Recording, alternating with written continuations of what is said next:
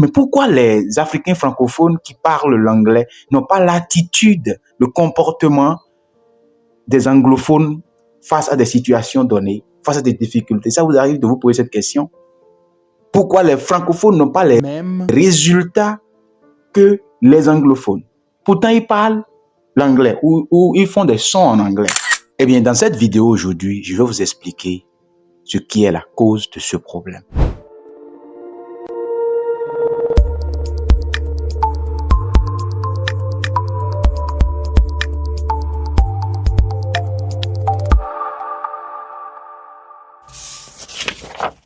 Selon le principe de la manifestation, les résultats proviennent des actions.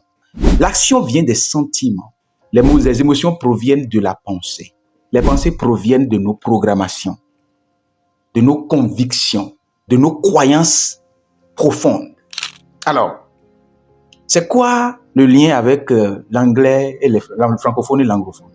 Le problème avec les Africains francophones, c'est lorsqu'ils sont en train de lire les livres, lorsqu'ils sont en train de suivre les podcasts, ils ne suivent pas, ils n'écoutent pas.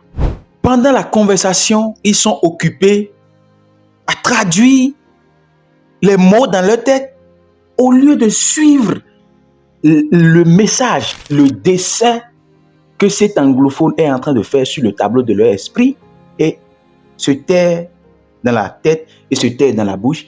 Ils sont en train de traduire pour voir s'ils ont une concordance avec les mots en français. Ils pensent que s'ils arrivent à traduire en français rapidement, maintenant ils ont compris ce que la personne dit pour traduire, traduire leur français en anglais avant d'émettre le son en anglais, pensant qu'ils sont en train de communiquer. Non, chers amis. Je parle du point de vue de quelqu'un qui a vécu ça. Il y a 7 ans de cela, ou bien 8 ans, j'étais dans votre posture. J'étais en train de travailler avec les Américains. Et tout ce que je faisais, quand ils me parlaient en concept, j'étais bleu. Pourtant, j'avais déjà fini ma 4e année d'université en son temps. Et j'étais incapable de suivre. C'est impossible de capter le sens du message lors d'une conversation si vous ne suivez pas, si vous n'écoutez pas pour comprendre. Donc, beaucoup de francophones ont le manque de résultats parce qu'ils écoutent pour traduire au lieu d'écouter pour comprendre. Qu'est-ce qu'il faut faire pour écouter, pour comprendre?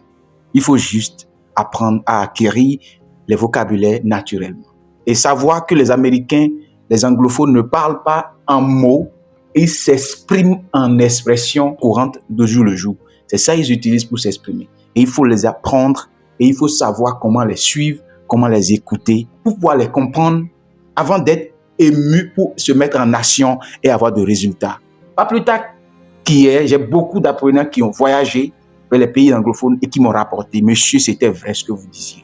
Malgré que je parle en anglais déjà, pendant ce qu'ils sont en train de me parler, je ne sais pas ce qu'ils me demandent de faire.